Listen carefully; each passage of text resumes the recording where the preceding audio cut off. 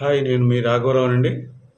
ప్రజలను వంచించి, మోసం చేసి, దగా చేసి, అటవీ శాఖ భూములను, అసైన్డ్ భూములను దోచుకుంటున్న తన మంత్రివర్గ సహచరుల్ని, లేకపోతే తను చేస్తున్న తన సరస్వతి భూముల్ని పల్నాడులో తన సరస్వతి పవర్ ఫ్యాక్టరీ కోసం తీసుకున్న భూములు జరుగుతున్న అవకతవకలన్నీ కూడా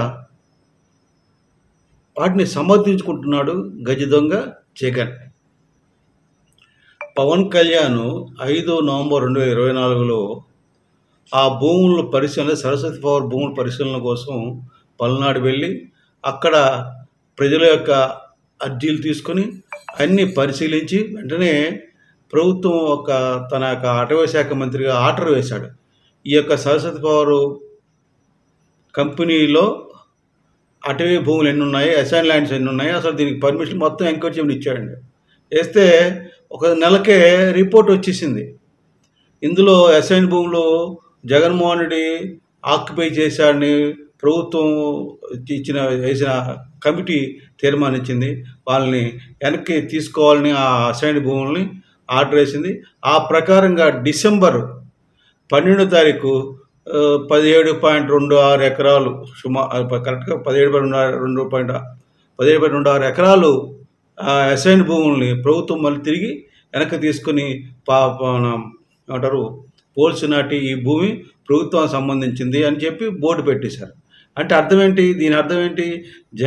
జగన్మోహన్ రెడ్డి కూడా ప్రజల ఆస్తులు దోచుకుంటున్నాడు, అవినీతి పడేనే కదండి, అంతే కదా. అలాగే పెద్దిరెడ్డి రామచంద్రారెడ్డి అలాగే అటవీ భూములు దోచుకున్నాడు, అది అటవీ భూములు తేలింది, కంచి వేశారు. అలాగే సజ్జల రామకృష్ణారెడ్డి అతని అటవీ భూములు తేలింది, అతని కుటుంబ సభ్యులు దోచుకున్నది తేలింది, కంచిలు వేశారు. కానీ వీళ్ళు సుప్రీంకోర్టుకి వెళ్ళారు. మా మీద క్రిమినల్ కేసు పెట్టారు, అటవీ భూములు దోచుకున్నామని.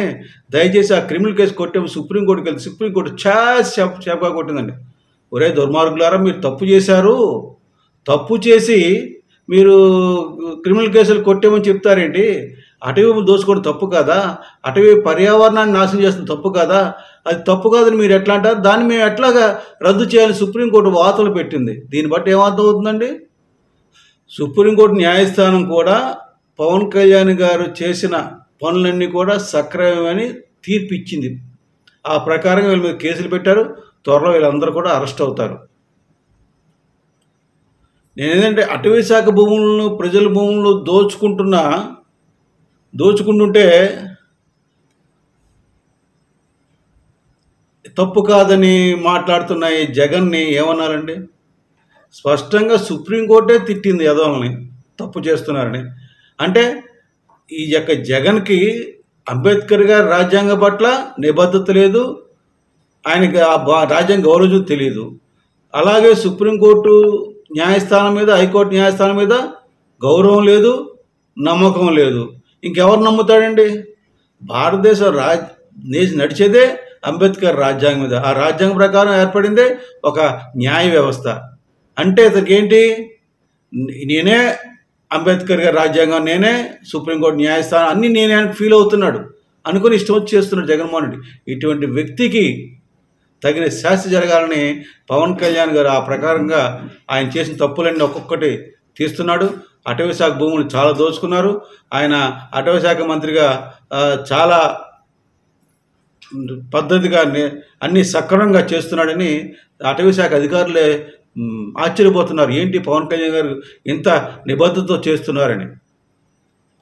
ఎందుకంటే నేను చెప్పేది ఏంటంటే, ఇటువంటి తప్పుడు చేసే పనులన్నీ అతను జగన్మోహన్ రెడ్డి చేయడమే కాకుండా తన మంత్రులు, తన దగ్గర ఉన్న అధికారులు చేస్తుంటే కూడా వాళ్ళందరూ మంచివాళ్ళు, శుద్ధపూసులు అని మాట్లాడుతున్న ఇటువంటి వ్యక్తిని ఏమనాలో ప్రజలు మీరే నిర్ణయించుకోవాలి. కానీ ఒక్కటి మాత్రం నాకు స్పష్టంగా తెలియాలి, జగన్ అనే ఒక నియంతని, ప్రజలను దోచుకునే వ్యక్తిని, ప్రజలను మోసం చేసే వ్యక్తిని, ప్రజలను దగా చేసే వ్యక్తిని, ప్రజలను నిలువునా ముంచిన వ్యక్తిని నమ్ముతున్న పిచ్చి కుక్కులు, గజ్జి కుక్కులు ఇప్పటికైనా జగన్ ఎంత నీచుడో తెలుసుకోమని ఈ వీడియో ద్వారా తెలియజేస్తున్నాను. జై జనసేన, జై హింద్.